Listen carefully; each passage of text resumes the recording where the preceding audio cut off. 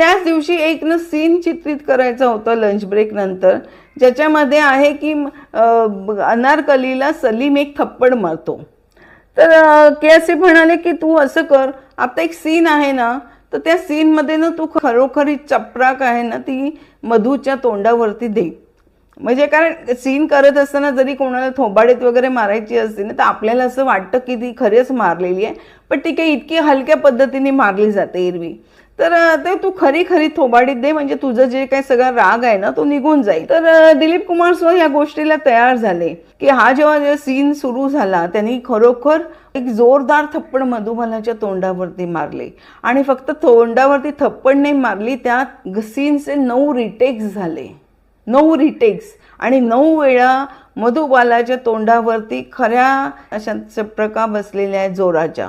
आणि जेव्हा हा ओके झाला सीन, तेव्हा मधुबालांच्या डोळ्यामध्ये पाणी आलं होतं.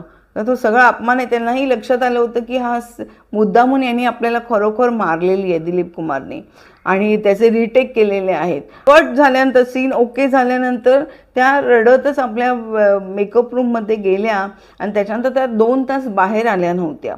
आणि हे जे वडील होते मधुबालाचे, त्यांनी लगेच बंदूक वगैरे काढली आणि त्यांनी दिलीप कुमारला असं हे केलं की अरे मी आता तुला मारतो, माझ्या मुलीला कसं काय मारलंस तू वगैरे, थोबाडीत मारलीस, आणि असं करून त्यांच्यावरती बंदूक उगारली त्यांनी.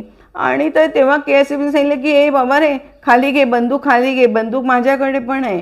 हा सीन होता आणि मीच त्याला सांगितलं होतं की खरी थप्पड पाहिजे, कारण मला वास्तविक सीन पाहिजे होता.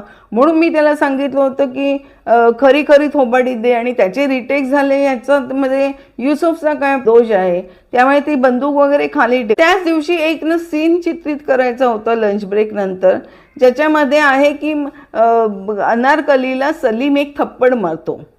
तर के असे म्हणाले की तू असं कर, आता एक सीन आहे ना, तर त्या सीनमध्ये ना तू खरोखरी चपराक आहे ना ती मधूच्या तोंडावरती दे.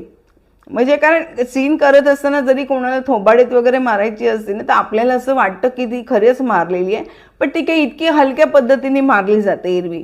तर ते तू खरी खरी थोबाडीत दे, म्हणजे तुझं जे काही सगळा राग आहे ना तो निघून जाईल. तर दिलीप कुमार स्व या गोष्टीला तयार झाले की हा जेव्हा सीन सुरू झाला त्यांनी खरोखर एक जोरदार थप्पड मधुबालाच्या तोंडावरती मारले.